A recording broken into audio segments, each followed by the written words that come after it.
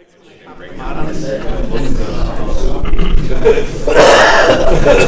right, ladies and gentlemen, it is now 10 o'clock, and we will call the St. Louis County Board meeting to order, and I will turn to Clerk Chapman to please take the roll. Commissioner Harlan. Here. Commissioner Boyle. Here. Commissioner Grimm. Yes. Commissioner McDonald. Here. Commissioner Musa. Present. Commissioner Yukovich. Present. And Chair Commissioner Nelson. Here. Ladies and gentlemen, I forgot about one thing that I'm not ever going to forget about, and that is the creation of the St. Louis County Board to uphold the moment of silence for those men and women who serve this and protect this great nation, and also for those individuals who are adversely affected by war and violence throughout the world. And we'll follow that with the Pledge of Allegiance.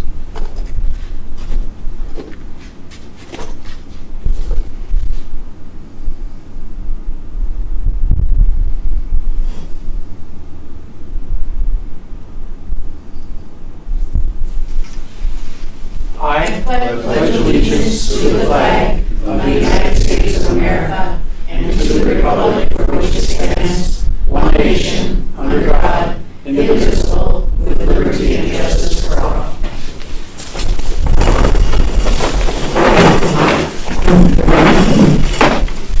All right.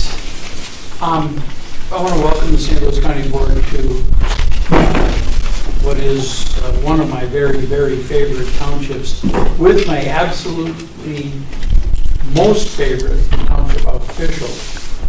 So, did you care to have anything to say, Bobby, to the board at this time? I just enjoy having the county board meet up here, and I think over the years we've all gotten to know each other a little bit, and so you're always welcome, and I will be serving lunch today. Very good. You all heard that, okay? She was my favorite before she said that. I want you all to know that. Okay. Thank you, Bobby. You had Nelson at lunch. Okay. Very good. I got to quit picking on Yukovich. I see he's starting to catch on, and that's not a good thing. Okay. All right. At this point, ladies and gentlemen, you have the consent agenda before you.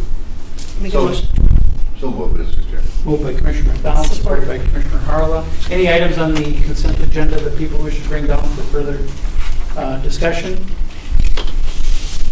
Seeing none, all those in favor of the consent agenda, signify by saying aye. Aye. Opposed, same sign. Motion is carried. We are now on to our regular agenda. And the Finance and Budget Committee, St. Louis County Heritage and Arts Center, construction manager at risk. And I will look for someone to move that. I'll make the motion. Moved by Commissioner Harla, supported by Commissioner Grimm. And I will turn to Administrator Gray. Thank you, Chair Nelson, Commissioners. I'm going to ask Deputy Administrator Fritzinger to walk through where we're at and what the significance of this particular role is. But very briefly, the action before the board is to approve Johnson Wilson Constructors as the CMR in an amount not to exceed $30,000 for work to assess our needs and next steps at the table. I'll turn it over to Deputy Administrator Fritzinger. Deputy Administrator Fritzinger. Commissioners, thank you. As you know, this has been kind of a long project that we've been working on for the last couple of years. Really kind of initiating back to probably 7-8 years ago when we had some changes that were being made down at the depot in terms of some of our nonprofit entities that were working with us at the depot at that time. They had some changes which really required us, more specifically through our property management team, to kind of elevate some of the activities that we were involved with. Allowed us a greater opportunity to get a better chance to understand what was going on within the depot itself and some of the maintenance issues that we were seeing. As you can consider, a 125-year-old building has lots of different bells and whistles that need to be taken a look at whenever you're doing some of the work down there. So I think as we have worked on this project, property management has, in getting that familiarity with the facility, started to take a closer look at how we use what we call our VFA system. The VFA system is a software package that we use that's very similar to what we use in Public Works, which is called the PQI.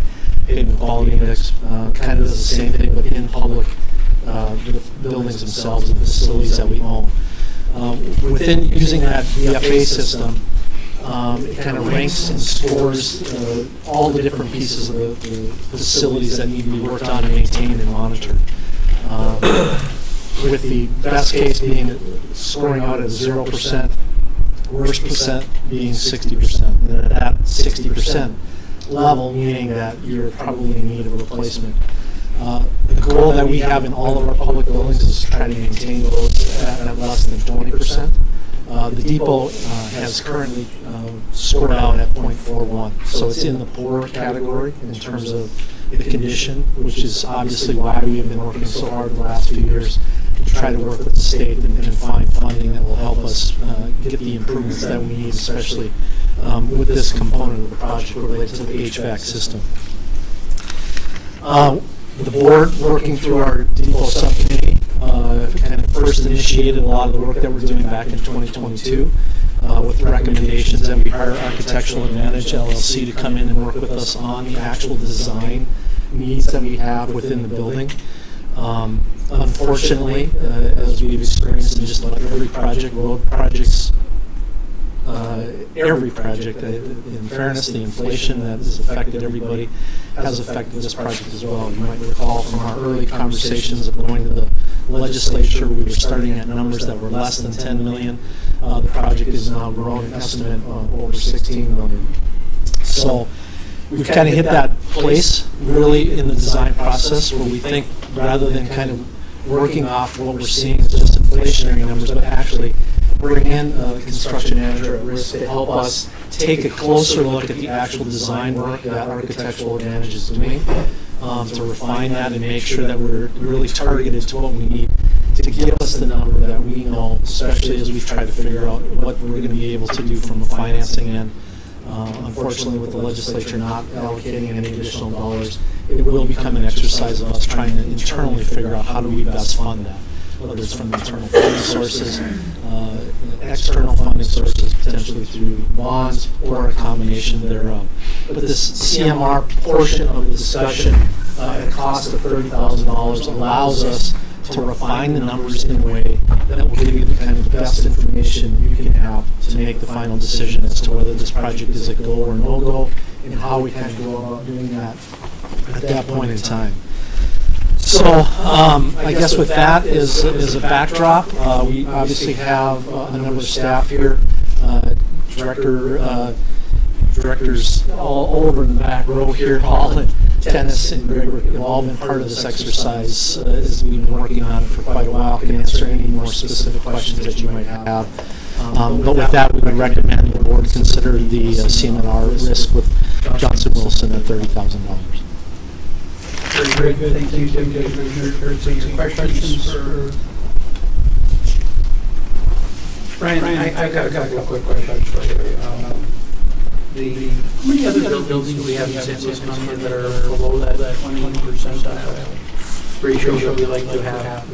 Jerry?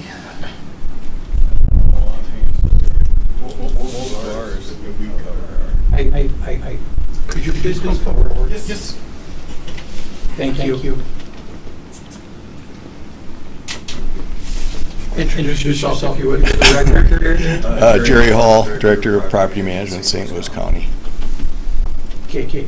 How many other buildings do we have under that 20% rating? I'd have to go back and look, but I think that's always our goal, and most of them we have, at least the ones that we take care of in our department are probably right in that area, yeah. Okay. And now those do not include the public works buildings? Correct. Okay. Correct. It'd be interesting to know that number. Okay. I think it's. I can certainly find it. And I'd like to see the same thing from public works buildings as well. And I think the board has a pretty good sense of where we're at. We should be pretty bloody good, to be honest with you, because we've been spending a lot of money on buildings over the last 15 to 18 years. Okay. Thank you. Is part of what we're asking for here, because my concern obviously is the price tag. and I support the project. I don't want anybody to think that I don't, but it is part of what we could come out of this deeper dive that we're doing. Is part of that coming out of it with potentially a way of phasing this project, or a way of getting our arms around it so that we can do X amount and per year, or bonding, or is that what we're really headed towards here, or is recommendations from this? Chair Nelson, Commissioners, this is a project which is very difficult to phase because of the nature. This is kind of the core systems within the building itself.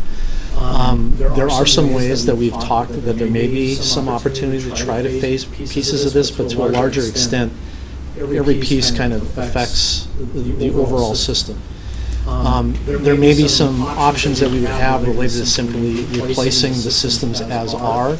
But as we've looked longer term within the building itself, and especially trying to set that building up for success if the NLX facility is coming next to it, it's being designed in such a way we'll be able to interface with that new building that would allow for that drop-off point for any of the folks riding NLX.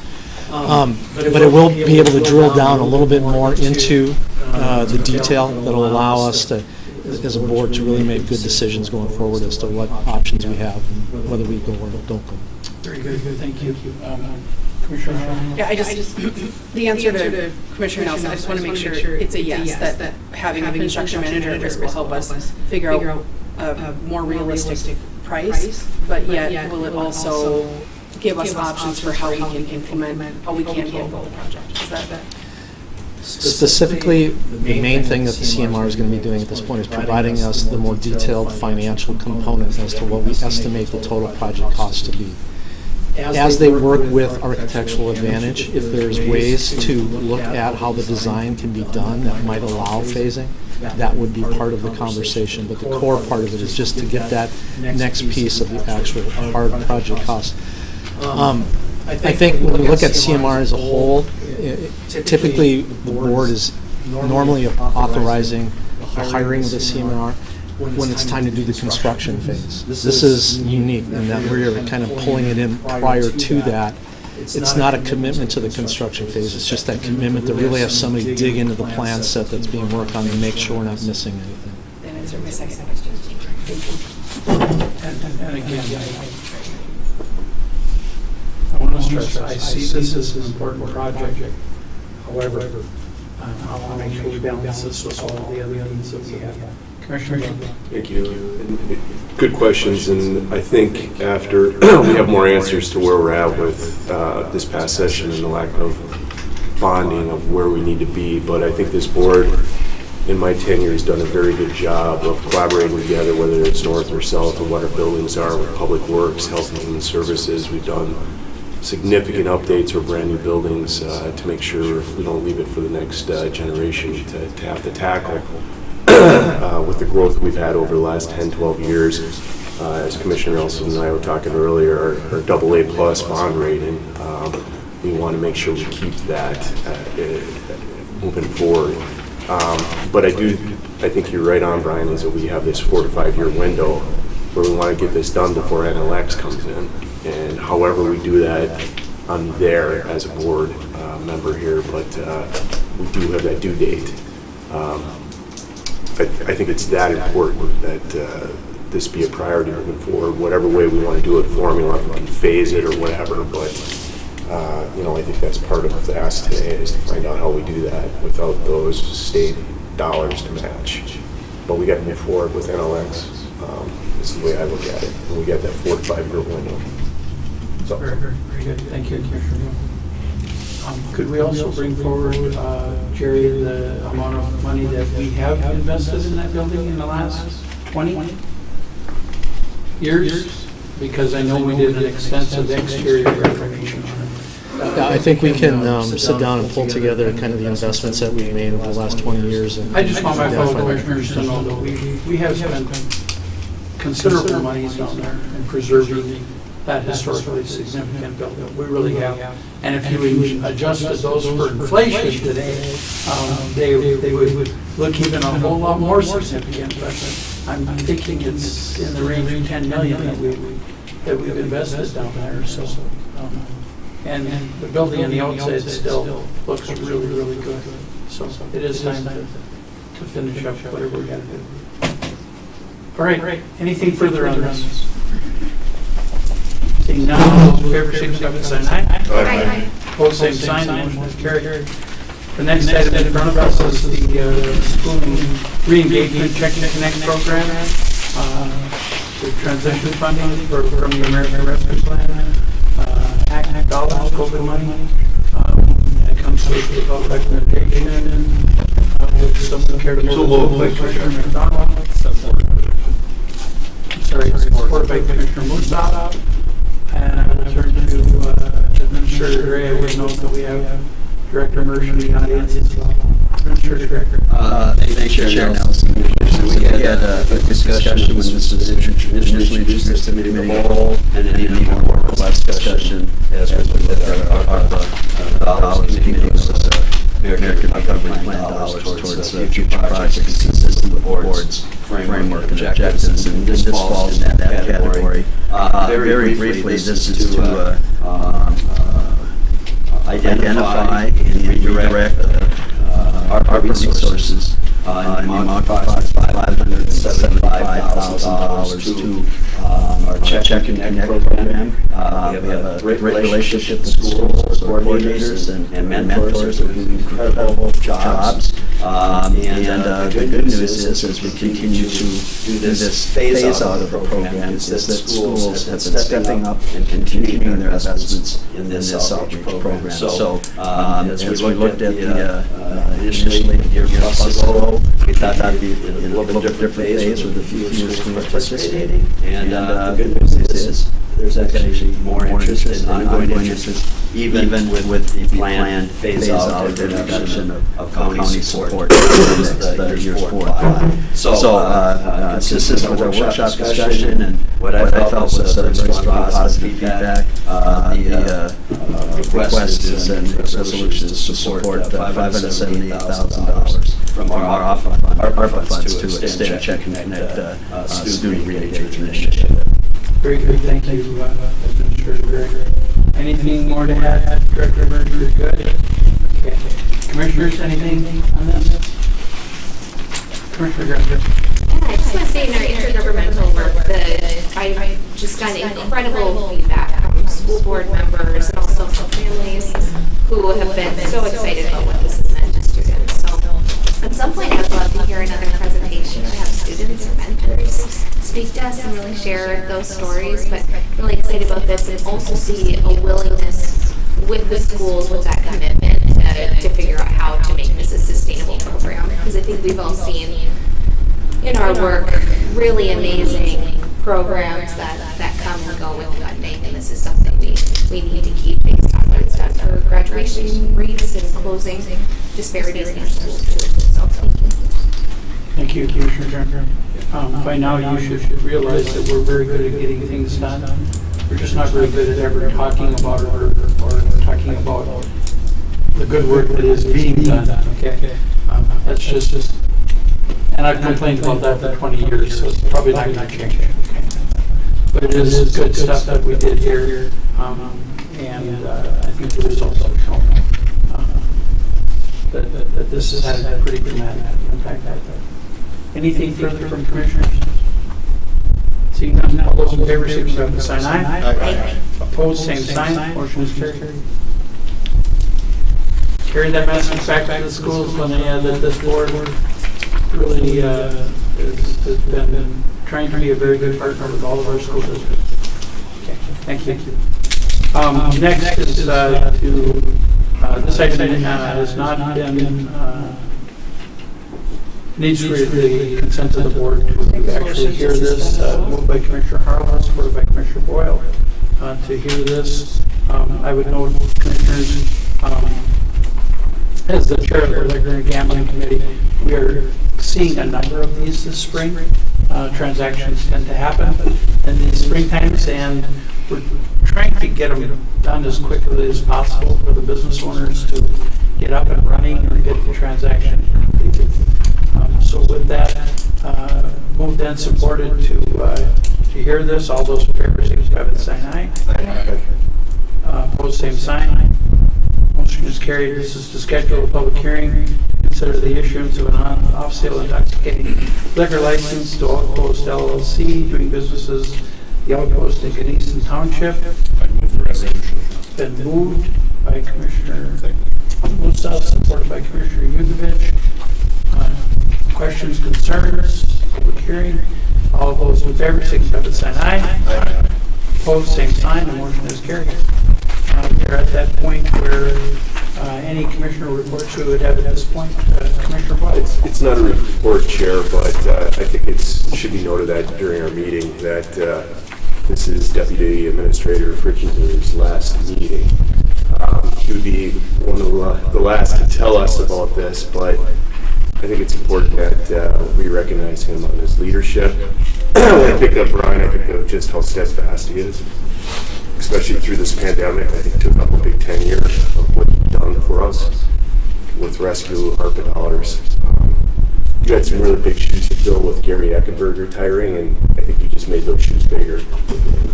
Takes your spot. So thank you, Brian. Enjoy retirement.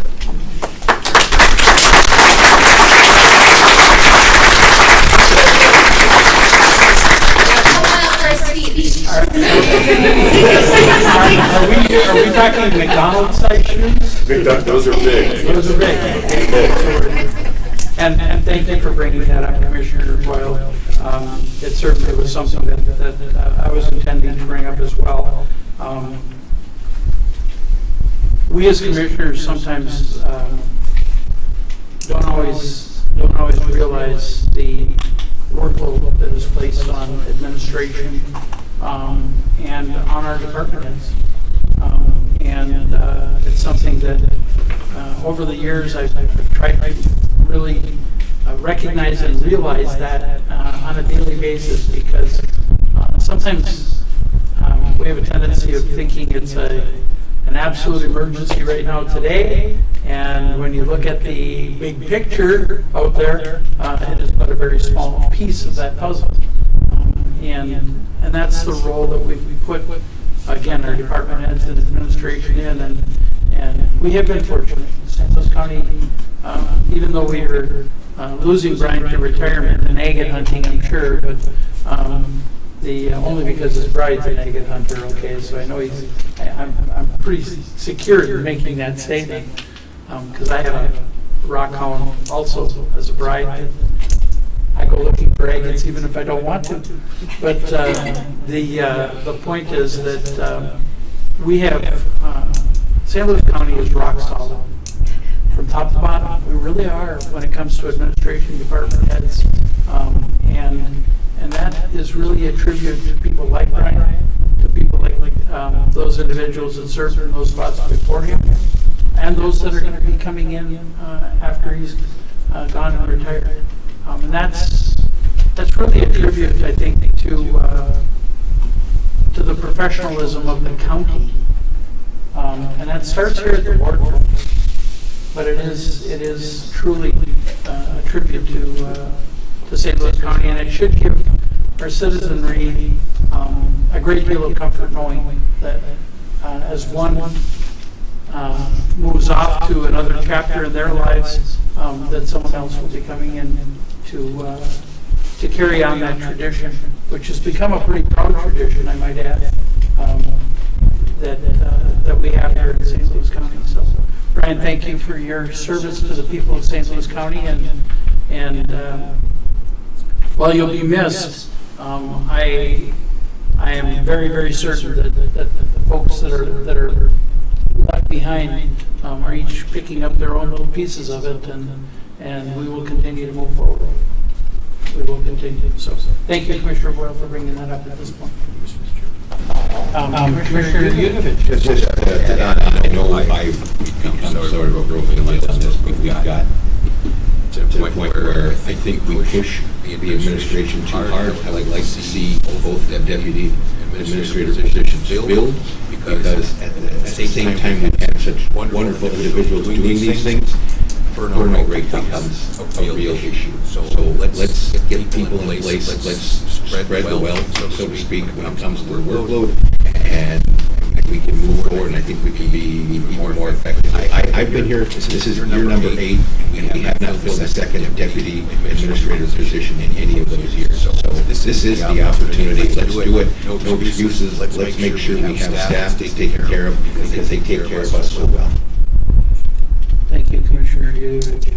Commissioner Harlow. Just want to say, may your pencil be less sharp as your skate. Maybe your skates be more sharp than your pencil, and may your spools of paper turn into fishing lures. So, have a good retirement. Good one. I came up with that on my own. Good one. And following on the heels of Commissioner Yudovich, I'm pretty proud of that. I agree with Commissioner Yudovich as well. I've been that same broken record, Commissioner Yudovich, but one of the things you'll find is that the harder some of our administration folks work, the less they hand things off, okay?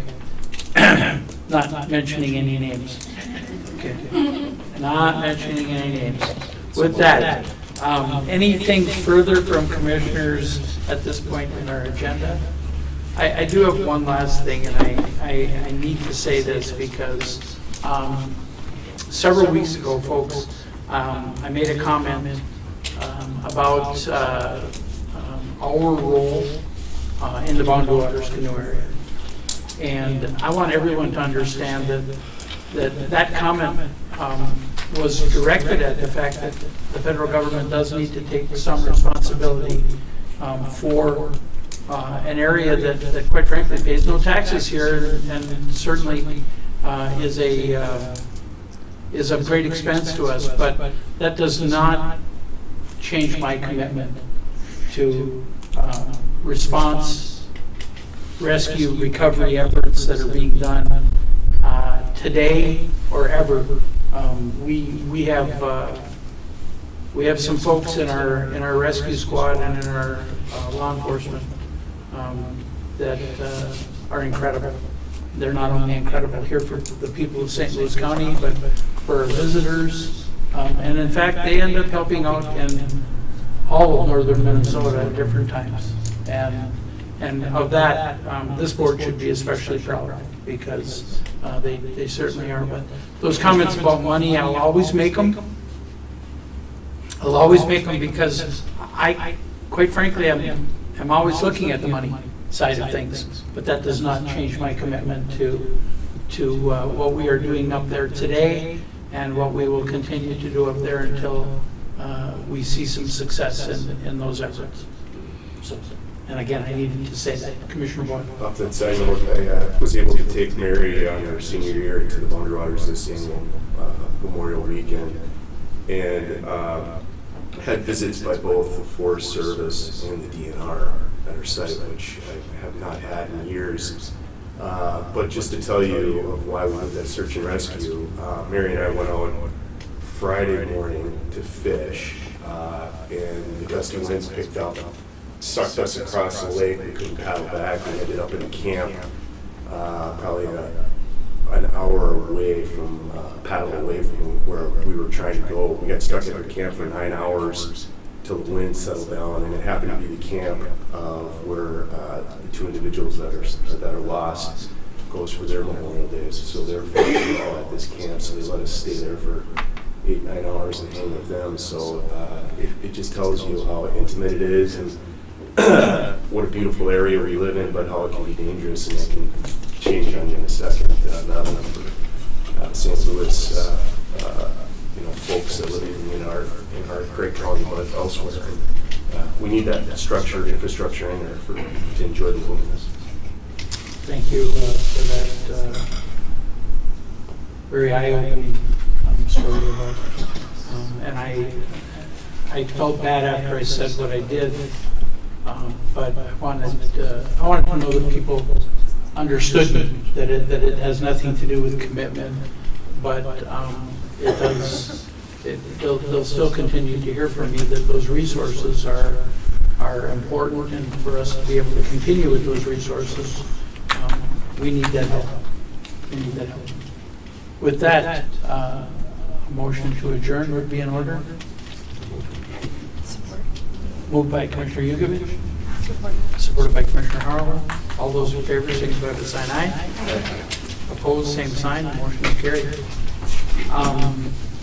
We're going to take just a minute here. We do have a 10:30 time specific, and we are currently at 10:30, folks. So we will do our time specific as soon as we start our committee of the whole. But we're going to take two.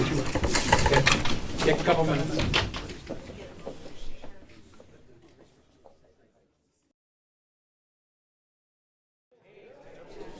All right, ladies and gentlemen, if we could please. Speak out, I will turn to we'll call the St. Louis County Committee of the Whole meeting order. Turn to the captain, please take a roll. Commissioner Harlan. Commissioner Boyle. Commissioner Grimm. Commissioner McDonald. Here. Commissioner Busa. Present. Commissioner Yugovich. And Chair Commissioner Nelson. Here. Folks, we do have one individual here for an item on the consent agenda, so we're going to do the consent agenda first, if that's okay. Are there any items on the consent agenda that the folks, first of all, I'm looking for a motion moved by Commissioner Boyle, supported by Commissioner Musa. Are there any items on the consent agenda that people want to hold on for further consideration? Seeing none, all those in favor of the consent agenda, please signify by saying aye. Aye. Opposed, same sign. Motion is carried. Consent agenda is done. All right. We've had commissioners, we've had a request. Thank you for coming, sir. We've had a request. Please, with the air conditioner running and stuff, enunciate if you would. Speak up a little bit so that our folks can pick it up for the film. With that, and it being 10:30 or thereabouts, we do have a time-specific presentation from our folks at Micah. I will turn to Administrator Gray to please introduce us. Well, thank you, Chair Nelson, Commissioners. We're always pleased to have our Micah team, who's such a critical part of our intergovernmental relations. Obviously not only for St. Louis County, but for a number of our peer counties. Approximately how big is our membership now? 15. Okay. So it's a great networking and coordination of many policy and fiscal discussions. Here today are Director Mossman, as well as both Nancy Selesky and Steve Novak, who are critical human services and transportation and capital relationship liaison individuals. So they do a ton of work, and Matt's everywhere. Every time I turn the corner, I bump into Nancy or Steve, and so very much looking forward to hearing the recap of the events and then their work on behalf of St. Louis County and our peer counties as part of MICA. So with your permission, I'd have Director Mossman come forward. And we have handouts today, so I would also refer those to the board that should be on your desk. And Commissioners, as each individual concludes their presentations, if you have questions, please let's do them at the end of each piece of the presentation. So please. Good, thank you, Administrator Gray, Chair Nelson, and Board. My name is Matt Mossman. I'm Executive Director of the Minnesota Intercounty Association. Thank you again for your membership. To get some thank yous out of the way, Commissioner Yukovich and Commissioner Grimm, thank you so much for serving on our Board of Directors. I grew up with 12 siblings, so I'm going to use what I call my inside voice, and hopefully that will carry everywhere. Really appreciate, we always enjoy coming up to St. Louis County as a member county for these legislative debriefings after the session's over, which was just a week ago, but I think it, given some of so much of what happened this session impacting counties, it's going to be fantastic to start with St. Louis County, frankly, and so we really appreciate the drive up here. And I was recalling for all of to when I was headed north to Canyon from Duluth, that I still have a long ways to go to the Canadian border. So I know you all have a lot of territory you cover up here, and we're hoping that a lot of the work done this session will help with that. Understanding this legislative session, I think, really just goes briefly back to It's on the heels of a historic 2023 session, and the reason I say that is because so much of what was going on, both leading up to and during session, by legislative leaders, the governor and others, was really sort of a level setting and in many ways trying to constrain what the expectations were. Expectations were so huge, they continued to be very large by the rank and file members of the legislature and the body as a whole. But what was laid out by leadership oftentimes at the beginning of the session was that this was going to be a session about capital investments, a session about fix-its from legislation from 2023, and a session doing limited adjustments around the edges, this being a non-budget year with Minnesota's 2-year biennial budget set last session. It ended up to be all about those things. However, when you did as much as you did in 2023, the fix-its legislation was an awful big task. There was a lot of legislation, from cannabis to labor laws to earned sick and safe time to paid leave to the tax bill, the transportation bill, human services. Every one of those pieces of legislation last year had some things to clean up on them in many ways, as well as the Supreme Court case that came along and the Tyler decision that affected the work of county governments and other things that just had to get done this session. So for counties, our priorities this session, headed into session, were really at the top of the list was that Tyler funding and tax forfeiture policy reforms. Capital investment was a huge desire for county governments. EMS, like I said, supplemental budget around mental health, human services, transportation, greenhouse gas assessments, and really a lot of implementation language. County governments, local units of government in general, being such a large portion, really almost all of the labor force being organized. Labor has a lot of intersections with these laws when they're passed for all employers, like paid family leave, earned sick and safe time, other changes. And so as those pieces of legislation were moving through this legislative session, we had a lot of engagement there. A lot of work done, but I want to start with the second page of the handout and the first slide, because I think at the same time, even though the expectations for this session were very large and this kind of ongoing effort to kind of keep things consolidated and focused, a good way to think about that, I think, is to start by the numbers. So in the end of the day, only $424 million of new money, new appropriations were approved this legislative session. Most of that one time. 25% of that was the $109 million that went into the Tyler settlement that we'll talk about in a little bit. So a significant portion of that related to a top county priority. But also, if you look at the color coding, I've been doing this work a little while, and I think what is interesting about all of the level setting around this session and the concern about the budget, this is one of the healthiest state budget conditions I've ever seen by the numbers. The state started off the legislative session, if you look at those first two columns on the left all the way at the bottom, and then the green sections, with a $3.7 billion surplus general fund balance on top of $3.3 billion of established reserves. We ended the legislative session only spending $424 million of that money, the session did, leaving a $3.291 billion balance on the bottom line on top of $3.3 billion in budget reserves. Now, why was that such a driving force for the legislature and the governor? It really has to do with moving over to that second column from the right and those areas that are highlighted in orange.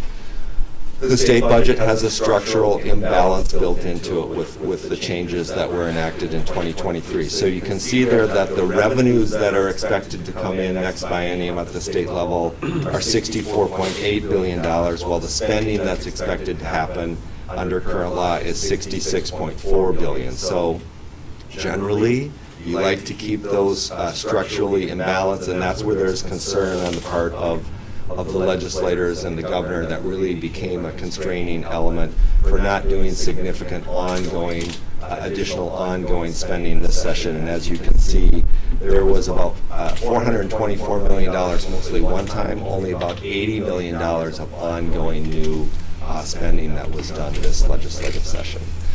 So I want to highlight, we won't cover everything that impacted counties. I want to highlight a number of things that impacted counties this legislative session, and then Steve and Nancy will talk about a number of others, and I'll jump back up at the end. But you're going to hear a lot about the tax bill as we go. Well, let me come back to that. House File 52, let me start with the Tyler settlement. House File 5246, chief authored by Representative Dave Lislegard and Senator Grant Hochschild from here in St. Louis County.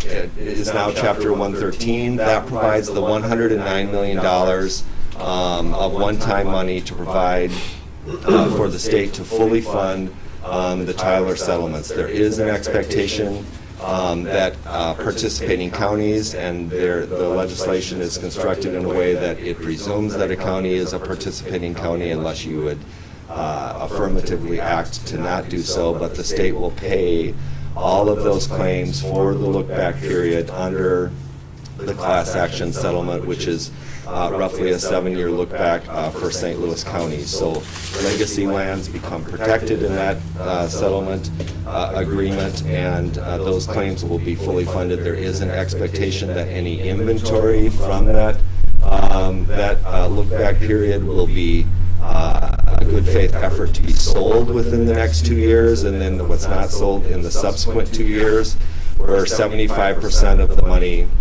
proceeds in the first 2 years, and then 85% after that will go back to help offset some of that $109 million. It does not, however, make the $109 million contingent in any way. The settlements will be fully funded by this state settlement fund. There are some other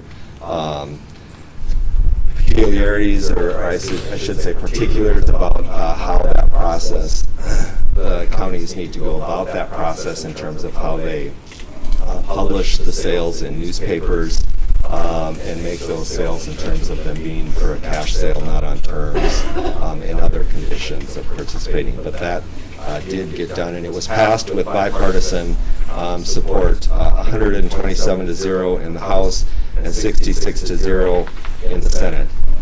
As I take a pause, and before I transition to pardon me, to the policy language, I want to call out Commissioner McDonald, who just did a tremendous amount of work, and both his relationships and his leadership. This is not something that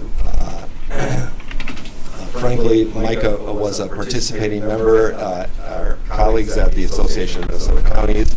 This is something that affected all counties, really significantly coordinated an interim work group that Commissioner McDonald chaired, and your expertise here with Julie Marinucci and others was just tremendous, not only for this county, but for the entire state, in helping legislators, both the authors of the bill, the experts at the legislature, to understand how this impacted counties and to help make sure that the solution fit what was needed. The piece that we weren't sure what was going to happen, we thought that these were going to end up in the same bill, was within the last week or so of session. As you may know, that there was a policy piece. By that I mean, how does Minnesota's tax forfeiture laws get changed so that going forward they are compliant with the U.S. Supreme Court decision, as well as the funding of the class action lawsuit. Those were traveling separately, in large part because there's a lot of complexity. This is a very complex area of law. Representative Sandra Feist, House File 4822 on the next page, and Senator Bonnie Westland carried that legislation. We had thought and hoped that it was going to be merged together with about a week to go in the session with the settlement fund money. There were concerns that were raised by some members of the Senate late in the conversation that ended up having that not happen. But the legislation did end up in the tax bill, the air quotes tax bill that I'll talk about in a little bit that did pass in the final hours of session. So we also have some really good news in that the policy changes passed, and I think that this is really significant in particular for all counties, but for St. Louis County. It's not what counties were sort of seeking at the beginning. We were bringing forward a little bit different approach from the AMC work group that the commissioner chaired. But all of that work during the legislative interim really helped shape the original proposals that were coming out of the legislature that wanted to have a more simplified, if you will, response to the Supreme Court action that didn't really fully work the way it was originally coming forward, and so a lot of work was done with Representatives Feist and Senator Westland and others to bring that. But you can see it requires the sale going forward within 6 months of the filing of the certificate of forfeiture being happened, or after the property is vacated. It establishes a claims process. Once that the value is set by an auction sale, it requires then a claims process for distributing surplus value if there is any. It defines minimum bid in a way that recovers many of the county costs, but certainly not all of the county costs that we were hoping to have covered by minimum bid. So there will be a number of areas that we will hope to revisit with the legislature. But I think importantly, it reserves the mineral rights and provides for the Commissioner of DNR to purchase if there to purchase those mineral rights, and for those to continue to be managed then by the jurisdiction being held by the state in trust for the local governments. It allows for the withdrawal of certain natural resource lands from the initial sale and preserves the continued management of legacy lands.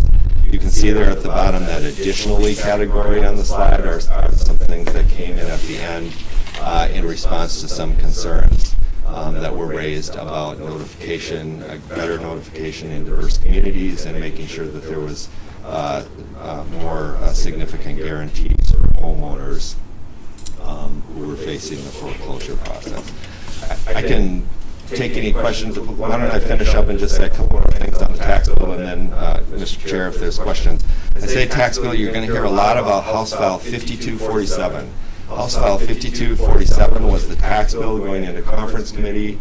It had a lot of provisions that we also were following on behalf of counties. There were some moderate local government aid changes in some specific programs like the Homeless Preservation Aid, Soil and Water Conservation District Aid, and some other aids. Those things did not happen. There was also going to be some changes. I was just talking to your assessor in response to a state Supreme Court case in Alliance Housing that's going to have some implications for low-income housing and how that's treated going forward. There was a fix to that state Supreme Court language. Unfortunately, that also did not happen. At the end of the day, there was only a handful of tax provisions that were actually agreed to between the House and the Senate. Some provisions the governor had proposed related to the child care tax credit. There was a minerals article agreed to that is very important to St. Louis County. Certainly that does the two things I'll highlight. Again, this was authored by Representative Lisslegard and Senator Hochschild that increases money from the taconite tax to schools. That was one key item, and also includes 2 years of bonding, 49 million 1 year and 31 million another year for projects in the Iron Range area.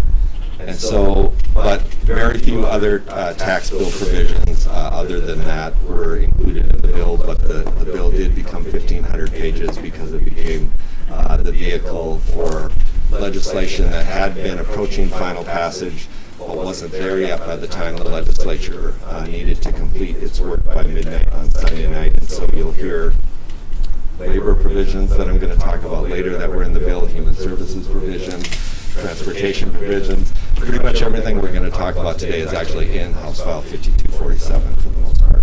Happy to answer any questions on the part I've talked about so far. Commissioners, I have one. On the projections on the payback, Yeah. 70, 85, I know the state wouldn't do that without having some sort of a projection on what they think that amount might be. Do we have a handle on what that? Yeah, happy to talk about that, and I do have a typo on the slide. It is 75, not 70. Okay. But, so the initial projection, hope was around 26 million. There was a fiscal note that was completed that ended up being around more like 14 million that's anticipated to come in from the 87 counties over that period.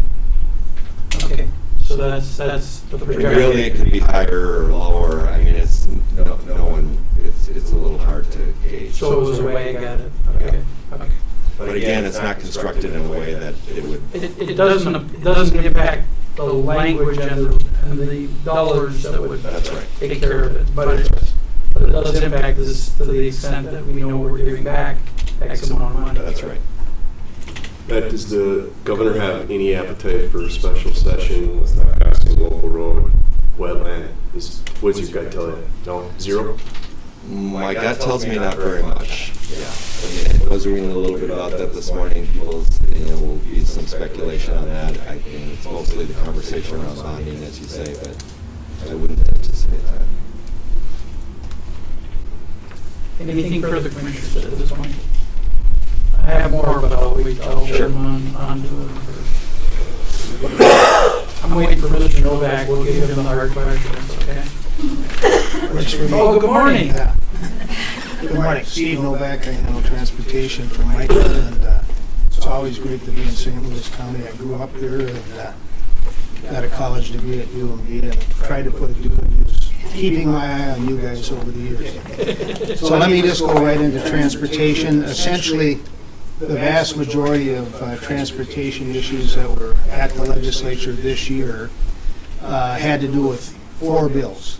The Omnibus Transportation Policy Bill, what they call the Omnibus Transportation Finance Bill, both of which passed, and then 2 versions of bonding, and what they call bonding cash, neither of which passed. So I'll just take you through those very quickly and answer any questions you have. House File 3436, which was the Omnibus Transportation Policy Bill, now Chapter 104 in the statutes, was an example of what sometimes can be done that's very positive. It was a very bipartisan bill, a lot of input in the committees from Republicans, along with the Democrats, a variety of transportation issues. Many, if not most of them, were non-controversial. One of them had to do with our transportation platform. We traditionally do not support exclusions for various types of truckways. And we had a pretty good year in that subject this year. There were 2 exemptions.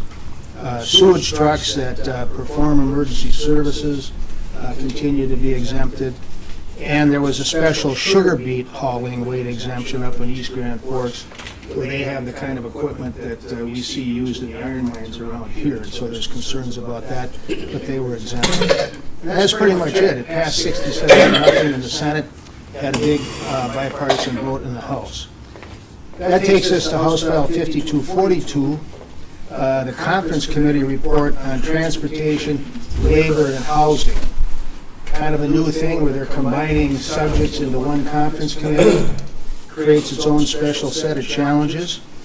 We spent a lot of time on this particular bill, and it followed a very interesting trail. It was a conference committee meeting to determine a conference report with these 3 subjects. The last week, they met Monday, Tuesday, Wednesday, and at midnight of Wednesday, they passed it out onto the House floor. So we thought we were kind of done. It was just sitting there for the next 3-4 days, and then all of a sudden, they took it up, sent it back into conference committee, opened it up, and it became the vehicle for the Lyft and Uber issue that you maybe saw and heard about in the news there for about a week. And then ultimately, as Matt had said, it became one of the 7 major items that was amended into the tax bill that he was just referencing. And on the final day, it passed both the House and the Senate in the end with literally 5 minutes to spare. Out of that bill, I just want to mention a couple of things.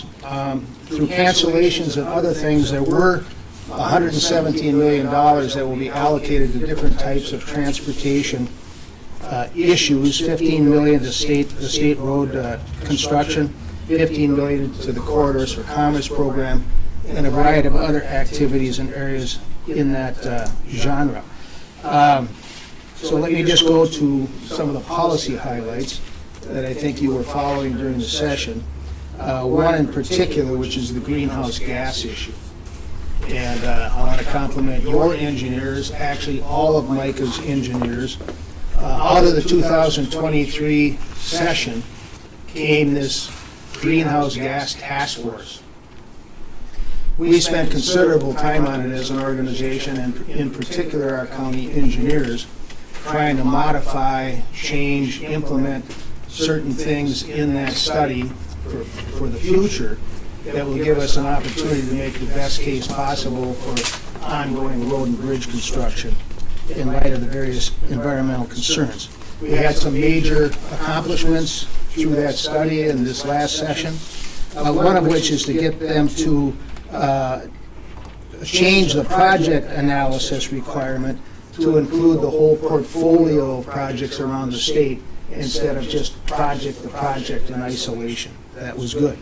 In addition to that, we now have an ongoing technical advisory committee, which will have no elected people, technical experts to continue to follow this process throughout time and make recommendations.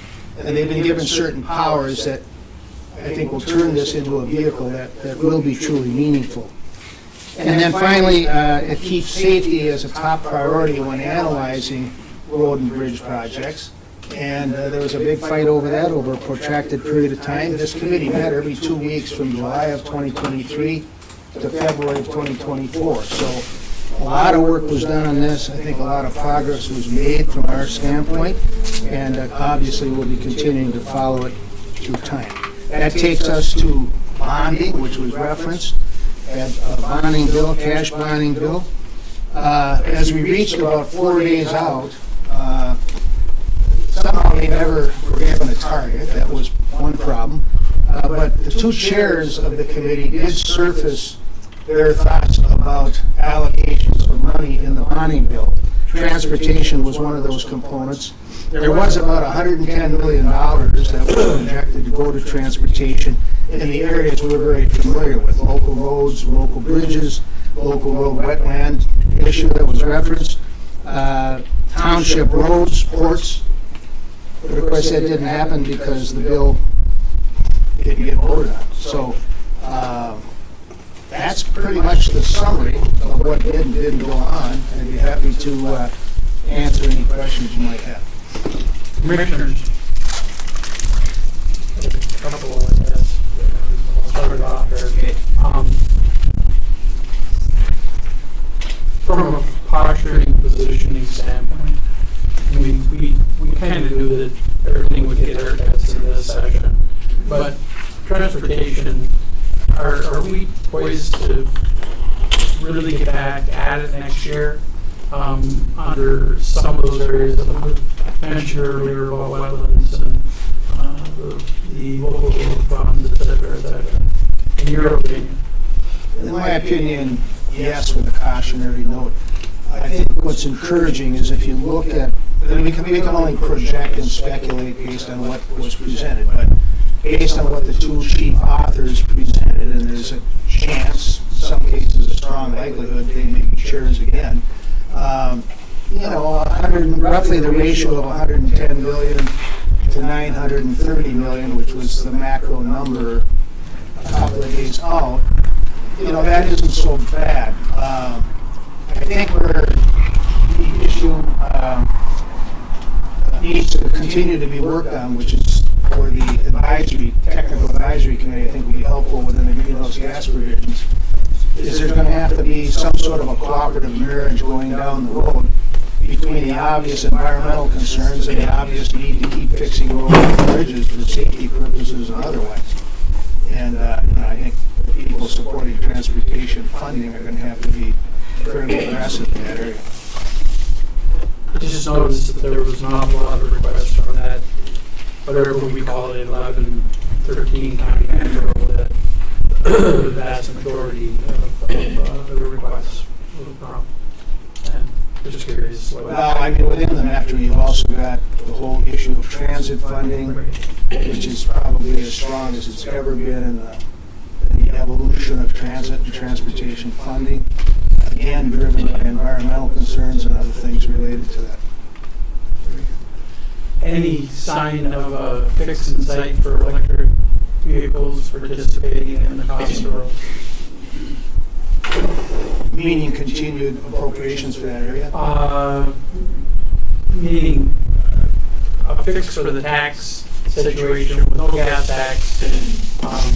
Well, I think Matt referenced that. I think what maybe is underappreciated at this point in time that will come to the forefront over the next 6 months to a year is what was done in 2023 was pretty substantial in terms of the indexing of the gas tax, the increase in the tab fees, and there's 2 or 3 other major new funding sources for roads and bridges that hasn't happened very often. I mean, I was on the Senate board in 1988. We passed a gas tax. That was the 6th one in 9 years. And then we went 20 years to 2008 before another one was passed. And then we went again until 2023. So I think because of the television ads, people think that they're raising gas taxes every year. It's actually the opposite. It's been a very rare thing in Minnesota since 1988. Commissioners, Steve, thank you for your time and efforts on it. Can I ask for a point of personal privilege? Take 1 minute. This is going to be my last presentation to your county board as a member of MICA. I'm retiring in September, so I just want to take the opportunity to thank you, Mr. Chair. We've worked on things going all the way back to 2001 in terms of NLX. And many of the rest of you, Administrator Gray and Jim Faldesi, your county engineer. And it's been a pleasure from my standpoint. I appreciate all the courtesy that's been extended to me, and I wish you the very best, and be happy to help whenever I can down the road as a good old-fashioned citizen. Thank you. Come back to visit often, spend that retirement money up here. Good morning. Good morning, Mr. Chair and Commissioners. Nancy Selesky. I am not retiring, just for the record. I do public health and human services. 29, I hope. 39, I say. Forever, by the way. I cover both health and human services for MICA for a number of years now, and it's a pleasure to be here in St. Louis County. I'm going to start with something that was big in this particular county, was the emergency medical services funding that did get passed this year. It was carried by Representative Liz Lagarde, Senator Hochschild, your two legislators. There were 2 parts to it. There was a policy piece that was converting the medical services replaces the Medical Services Regulatory Board with an office of EMS. So there's some regulatory changes there, transfers the duties to that new board. Those were carried in a separate bill, but eventually merged with the funding bill.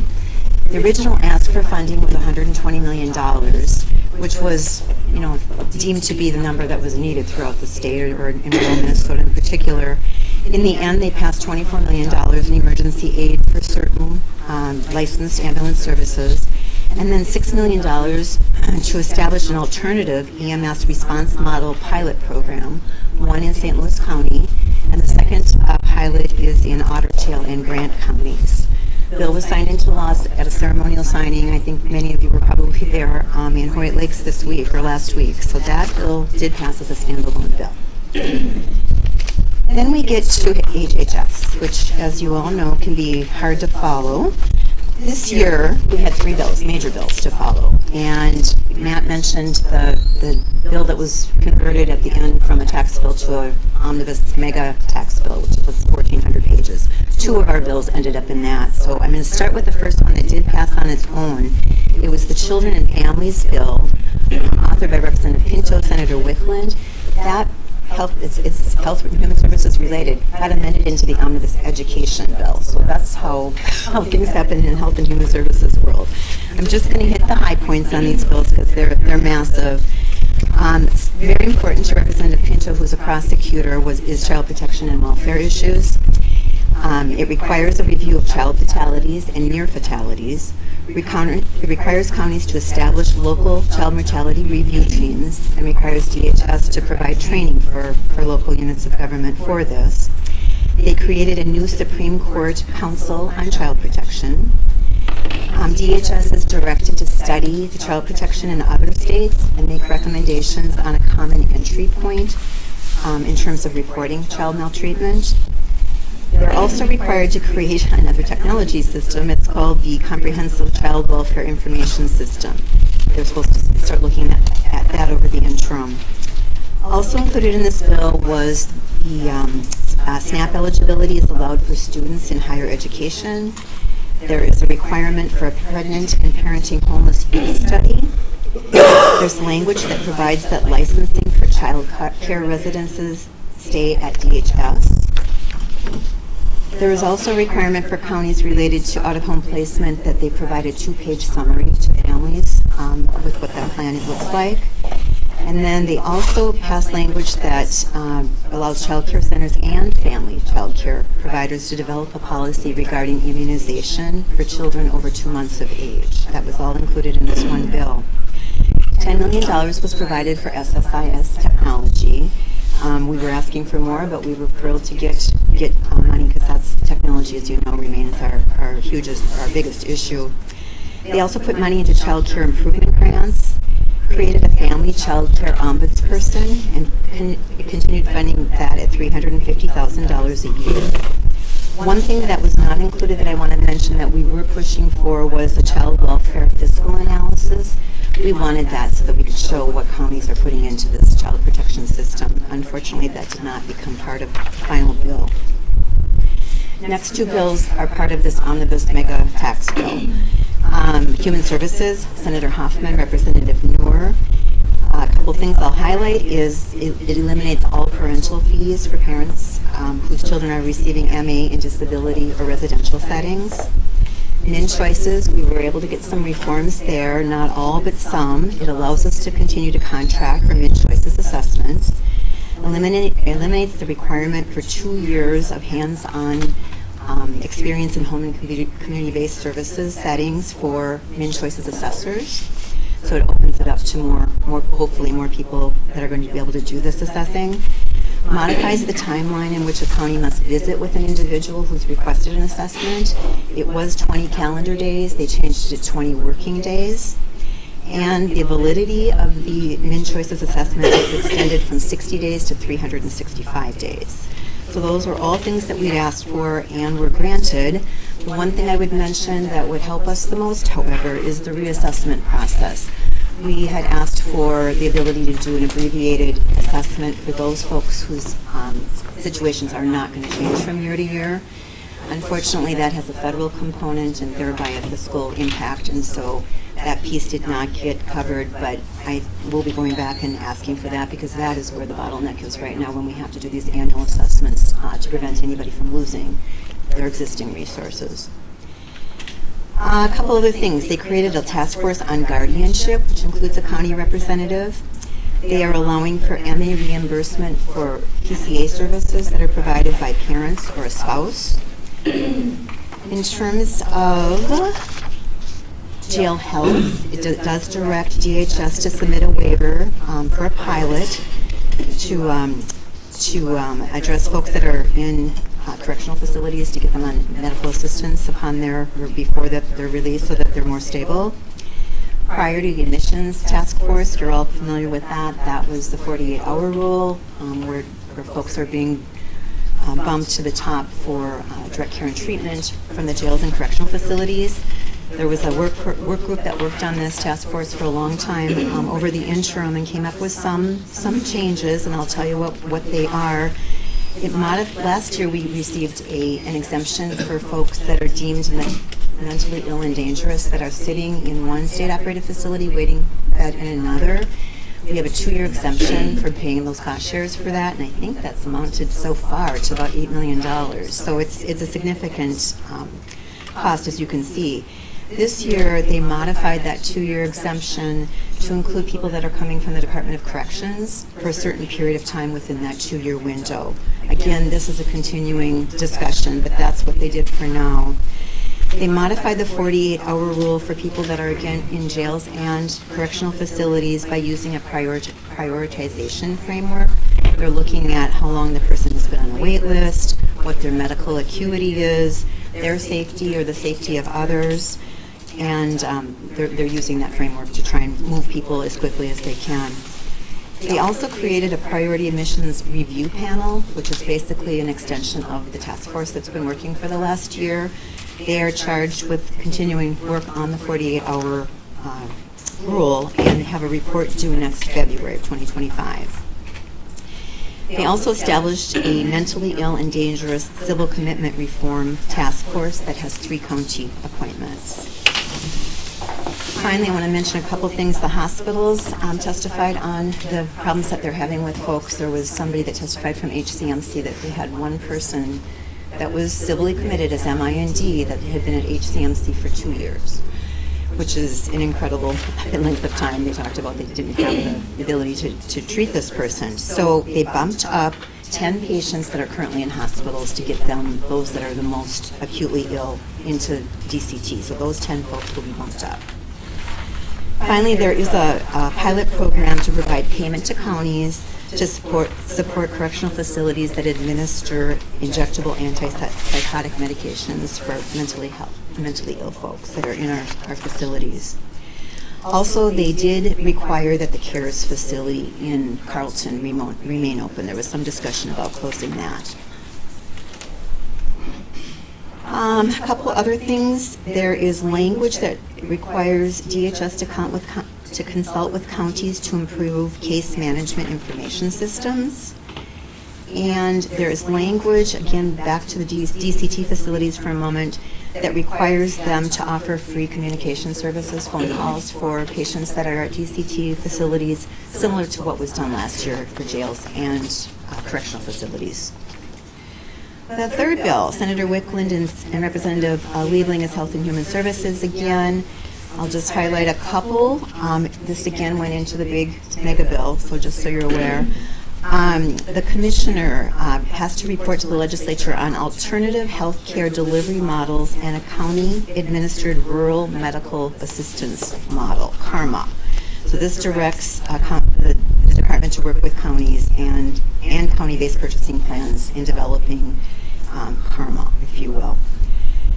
They did set the telecommunications fee at 12 cents per month for each consumer access line for the 988 Suicide Prevention and Crisis System.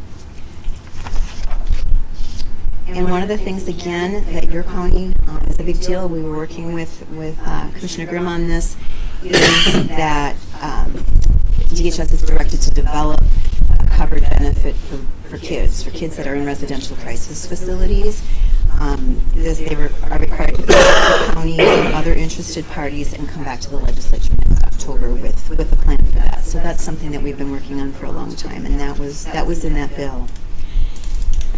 Let's see, it does require counties or individuals to notify an Indian child's tribe immediately, but no later than 24 hours after receiving information of a missing child.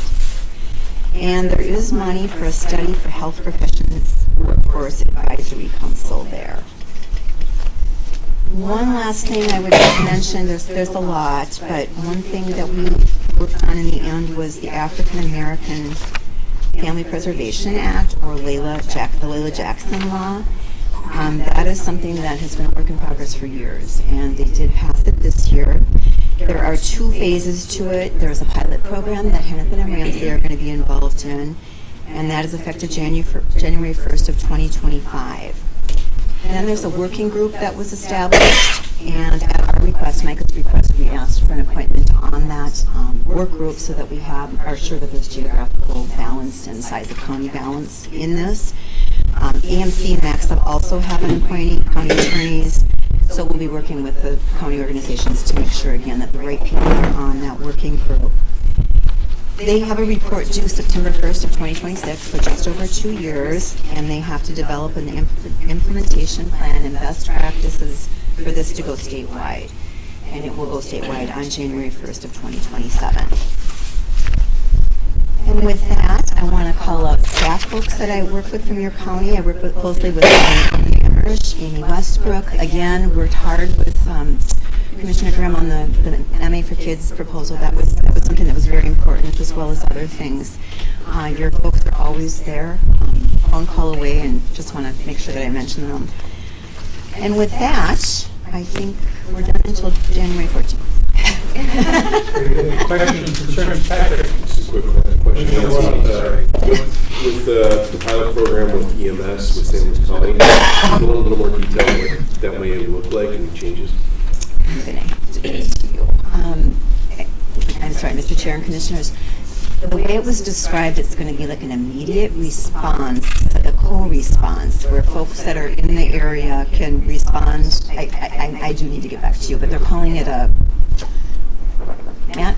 That's your plan right now, but it is, as Nancy said, we'll have to get back to you, where there will be someone basically, because of the long distances, where there will be an ambulance that's ready to go and staffed 24 hours a day in this pilot project so that they can just leave immediately upon a call in areas that typically don't have services. It's a fundamental part of it, but there's a lot of parameters around it. So initial triage to get to the initial triage, and I think that there's some, along with that, I think that there's some modifications to the qualifications of who needs to be in the ambulance. That in terms of the medical experience, there's also some framework around. Is that going to directly affect our 911 or responders in 911? Would that be where they're going to triage that one, or? I don't have a. I don't want to speculate. Sure. Yeah, I kept reading about it, but there was never very much meat to it. Like it was like we're going to do these 2 pilots. But, yeah.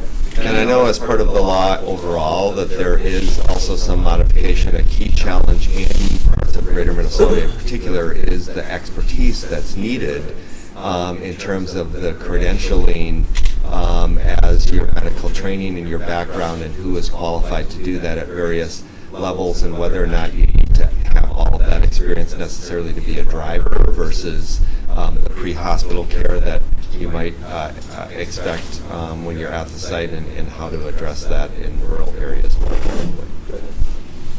Thank you. Questions? Mr. Chair, Commissioners, sorry about that. I will get a more in-depth summary to you. Covered a lot of pieces there. Are there, I mean, in the days to come, obviously, what was passed in that bill is going to get dissected and bisected, and we're going to learn a lot more as to how it's going to directly impact. I guess I am enthused to hear some of the changes that finally got made that have been hanging around for a while.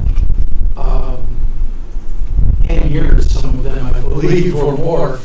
So at least there was some progress made.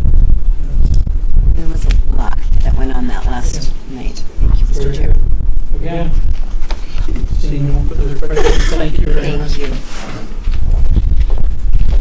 you. And one of the things that, with commissioners, with getting our visits to counties underway early, we will put out a post-session debrief that provides a lot more specifics as a help tool to all of you, and we don't have that prepared yet, and what we'll make sure you all get a copy of that. Just in the interest of wrapping up real quickly, we also do some work. We contract did just this last session with an organization that has a great reputation at the Capitol Public to help give us some additional bandwidth in environment policy area, particularly items that our large county memberships really have an interest around solid waste issues and how that is progressing, including, I know we got the question on the downside of not having a bonding bill in a number of areas like the wetlands, but also there was no money in for solid waste facilities as a result. But that is something, there are some good things that happened in solid waste that will impact counties. You won't see it immediately, but in the years to come, one significant piece is that there was an extended producer responsibility, a major EPR provision passed this year in a Packaging Waste Reduction Act that was included as part of the Environment Bill, so such that producers of packaging material, whether it's coming from outside the country, whether it's who's branded, the entities, the businesses that will be responsible are the businesses that are branding the packaging material, either into Minnesota or within Minnesota, will have to become part of a producer responsibility organization. They will set their own fees in that producer responsibility organization over time, in consultation with the MPCA. The kind of structure of the way that law works is that material that's less recyclable is more likely to pay a higher fee, et cetera. And in the end of the day, that money will all go towards helping to provide for the management, collection, and recycling and reuse of solid waste, including intersecting with the work that counties all do in such a way that we would anticipate that there will be a reimbursement of costs that counties currently have as a result of packaging material and others. So that's a major piece, as well as some other pieces that were passed related to both solid waste recycling, and there was a lot of work that was done on groundwater and groundwater studies, which I know is also important in St. Louis County. A lot of the focus was other parts of the state related to ag lands and nitrate contamination and related issues, but there are also some statewide water resource investments that were put in place. And then finally, in the general government area, like I mentioned earlier, I want to call out Jim Gottschall was down at the Capitol several times in terms of helping out on the intersection, finding the way. There was a lot of post-passage from 2023 cleanup implementation language around the Earned Sick and Safe Time law, paid family leave, but particularly with ESST, how that intersects in a way that will work for both employers and employees. And we, and with Jim's help, we're heavily engaged in helping to improve and strengthen that balance and that legislation in a number of ways. Then the final thing I'll leave with is we also follow pensions law. There was a change that will have a cost to counties in terms of an expansion, a change to the para-correctional plan to increase the annuity for retirees, the annuity multiplier, in a way that will cost counties more money through an increase in the employer contribution rate for the para-correctional employees, and I passed that information along to your staff. There was not, as we have followed closely, any changes related to change or expansion of pension benefits for 911 telecommunicators or probation service officers or other public safety roles. There is work that the chairs of that pensions commission have invited employers and employee groups. That's the place that I will be doing some work on during the interim, along with I'm sure some representatives from your counties and others, to see what can come back next legislative session. And with that, thank you again to Administrator Gray, to the commissioners, to the staff. I think I've mentioned along the way, but we just get tremendous support and advice that's really valuable to the work we do at the Capitol from Kevin and yourselves and the entire team that really helps shape a statewide perspective and flavor to the work we bring to the Capitol. So happy to answer any questions. Very good. Questions? Thank you so much for your presentation. I know I emailed you about this during session, but I loved that I could expect a weekly update from you on all the different items that you were running through. And I think as we're moving forward, we hear that from you. We get weekly updates from Micah, from AMC, we get emails from Costin Group. I think going forward, Administrator Gray would love to see that from our intergovernment, whoever's leading that work going forward. If they're able to do it, I think they can do it for our county. So, thank you. I'm just incredibly Thank you for your testimony also early in session on the county program aid. We anticipate that to be something in the budget year that comes back strong next session. Attorney, Administrator's Grace Pay review with the director position? Yeah, my brain. Why don't you make him a commissioner? It's so helpful to hear that. Yeah. Those basic things. The one concern, we continue to go back to the MPCA well, so to speak. The MPCA is in and of itself a very big hole in the ground that we put our money into, and money does not come back out of. So whenever they're asking for money to get poured into it, we, MICA, AMC, should absolutely oppose any money going to that agency that somehow is going to find its way back out, because if they were interested in putting money back out into those programs, they would not continue to collect the SOAR funding that they do, as one example. Okay, but it's very frustrating from a county standpoint to the dictatorship that is the MPCA. I guess that's, I always hear about being partners. There is no partnership there. Thank you. Commissioner Graham. I also wanted to extend a thank you. I have loved being on MICA. I feel like I've learned a lot from staff, and I've also learned a lot from other commissioners too. It's been a place where we can really do a deep dive and then talk afterwards, and it's just been really wonderful.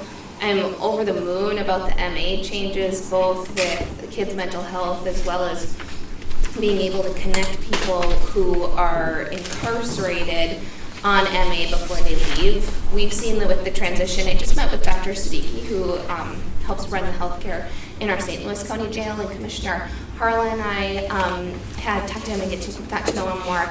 And it's pretty amazing to see then how that continuity of care really makes a difference. Like, they're talking to a doctor who they really trust while they're incarcerated, and then are connected immediately afterwards and are like, okay, we're going to go to your office for a follow-up. And I think it's really great for outcomes, as well as thank you for your advocacy for the Minnesota African American Family Preservation Act, and really saying that we can't just be looking at the resources that Hennepin and Ramsey have. When we're drafting policy, we need to make sure other counties and rural areas are represented when we're making these changes and looking at how to make it successful. So I really deeply appreciated that. And then one thing I had brought forward to MICA, and I think I'd like to learn more about, but something that came up with the MPCA is that with the planning timelines, when they say that we have to do, a 6-year plan now to assess our need on, it just makes no sense because of how long it takes to plan, to fundraise, to build these sites. So I think there's a lot of feedback like that we can continue to give on that end too. So thank you, and it's been a real pleasure. Very good. Thank you. Thank you, Commissioner Graham. Anything further? Please. And Mr. Chair, if he wasn't going to say it, I was going to. I just want to publicly thank Mr. Novak for all his years of service. I can't tell you how incredible it is when I go into meetings with Steve, his relationship, and having been a member of the Senate and the House, how important and beneficial that has been to MICA over many years to have that representation and that insight both to the work we do and learn from, and also to the relationships we have in the county. Transportation affects everybody's life every day, and we've certainly been fortunate to have a lot of really knowledgeable folks around transportation, and Steve has certainly been one of them over the years. No question. Thank you. All right. Administrator, you want to wrap this up, or you're good? We can move on. And I serve at the pleasure of the board. Do you?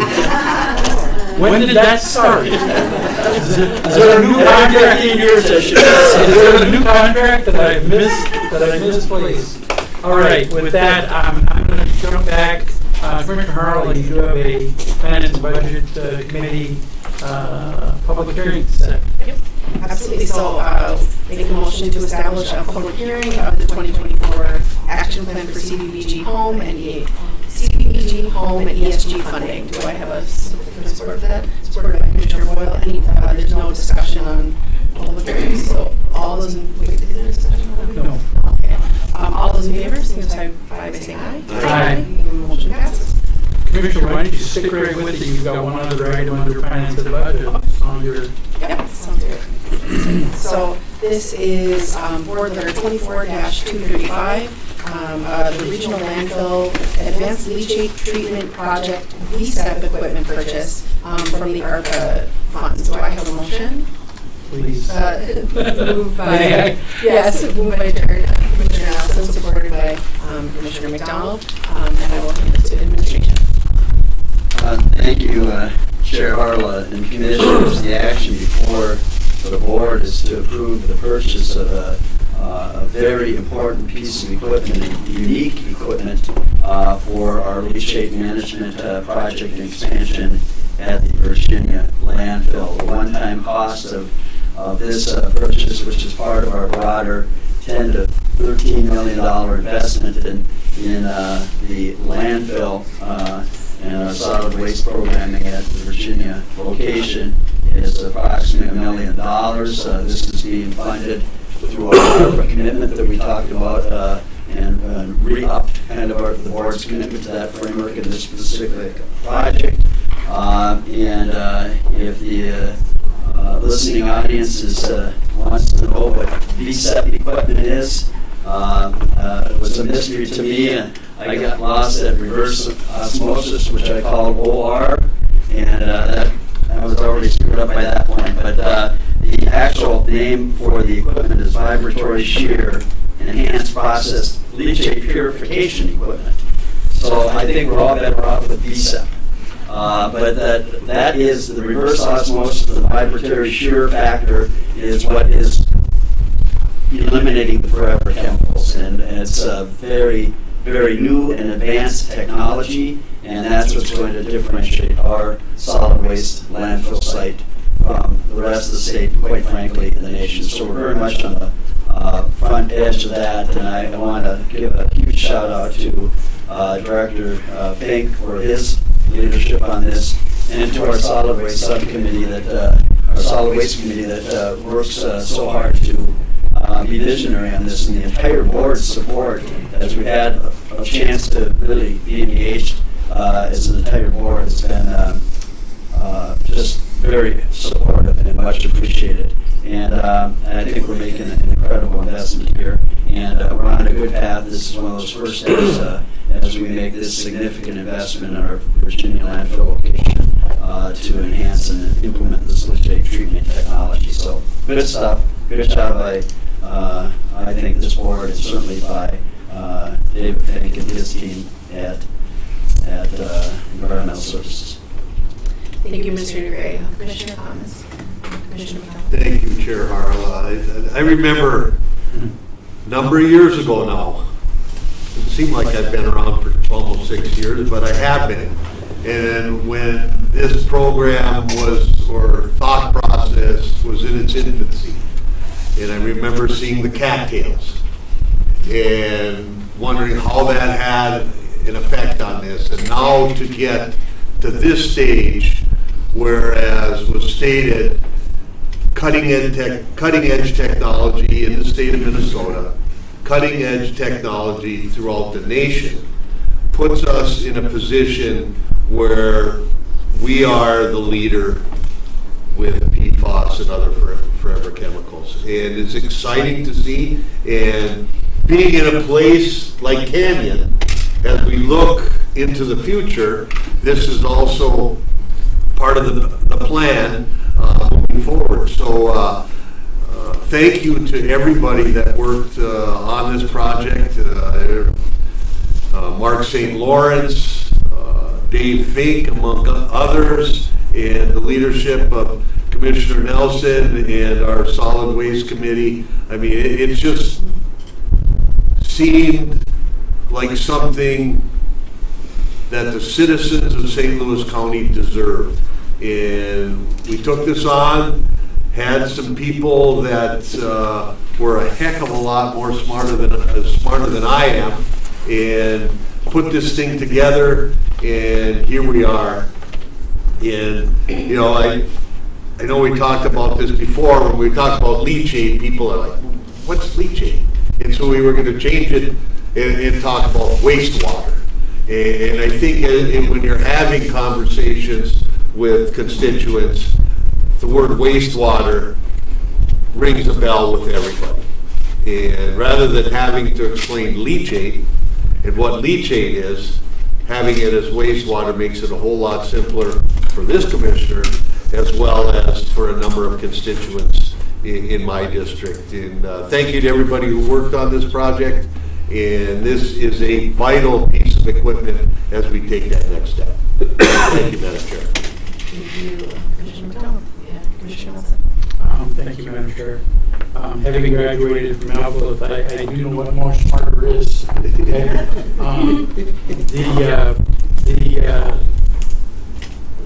Couple of the inches weren't that much different, really. Right down to it. But folks, we you know, living in an area that has some of the cleanest water, not only in the state but in the nation. The Solid Waste Committee, these are some pretty bold steps, folks. They really were. And they were at a time when we didn't have a lot of fans. I'm glad that the first 3 fans we ended up with were the 3 commissioners out of the loop. Because I think now it's a unanimous decision of the county board as well as the Solid Waste Committee to take these important steps to protect our environment, to leave it behind better than we found it. And that's a piece that we're still trying to sell to the MPCA, because somehow it's the pollution control agency. We kind of see it as the pollution monitoring agency. They monitor where we are, but help us solve it. This is a step to solving it, and it's an incredible investment. So, thank you to my fellow board members. It's been a long time coming, but today is a big day for the protection of water here in St. Louis County. Thank you, Commissioner Arnold. Board members, anything further?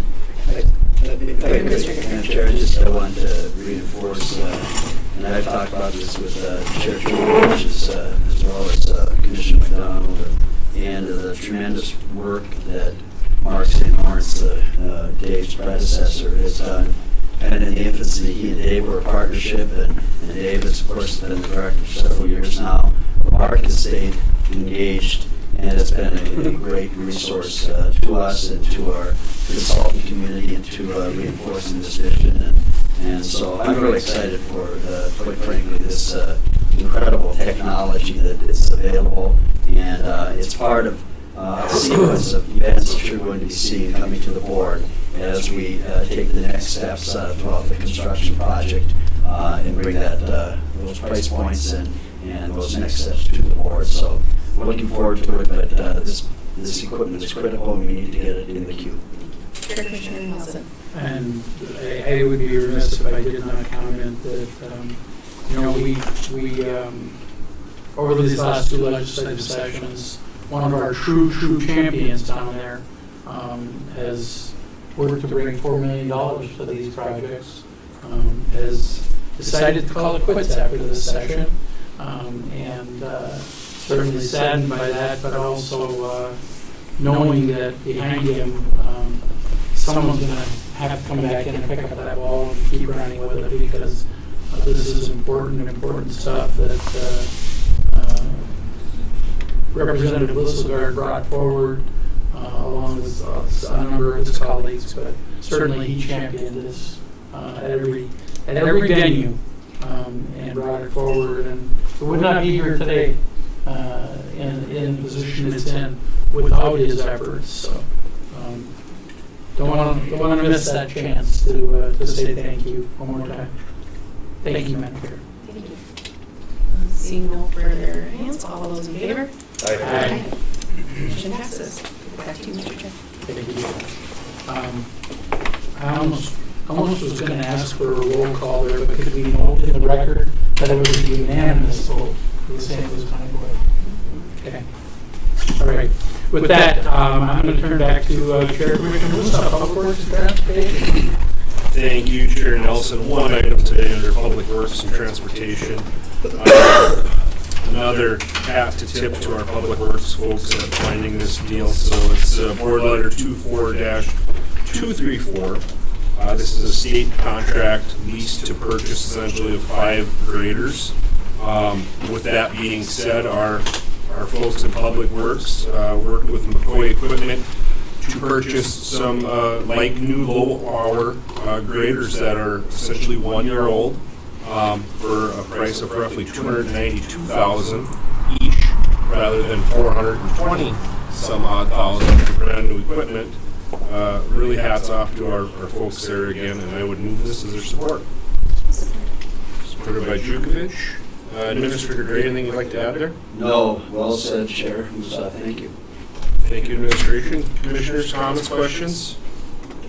Commissioner Nelson. Thank you, Chair Commissioner Musa. Maybe this is just an opportunity on behalf of myself and my fellow commissioners who have gravel roads in their district, some of them that have a lot of gravel roads in their district. For the listening audience, we've had 3.5 inches of rain, upwards of 6 inches of rain, I've understood, in certain areas of our county.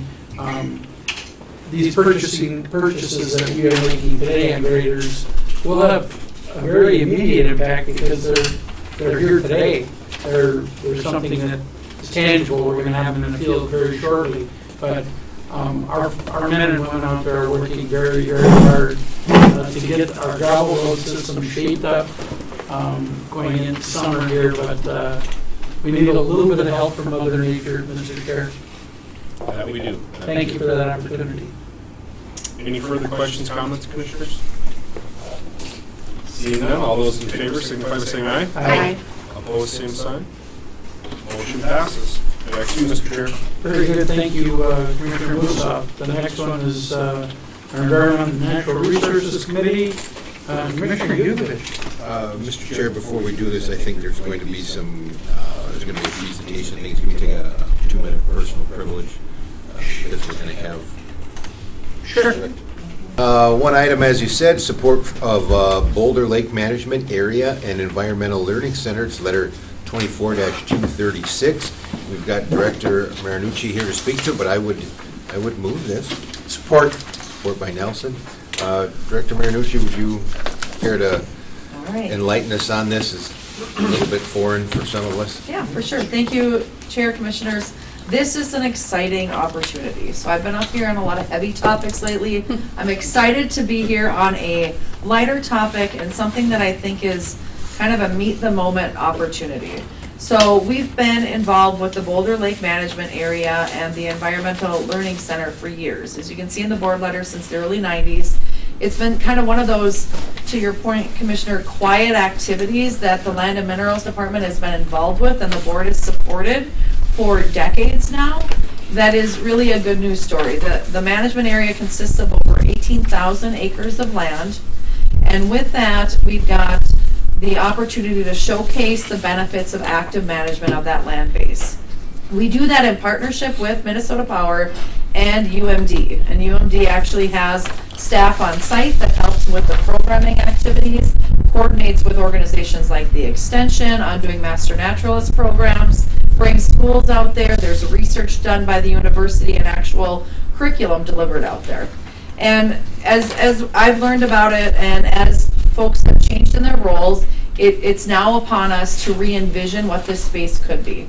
And I think that this fits in with kind of a broader opportunity where you start to look at our working landscapes in northeastern Minnesota being front and present with a lot of the conversations on how our natural resources are playing into all of these big goals, these big climate goals in our region.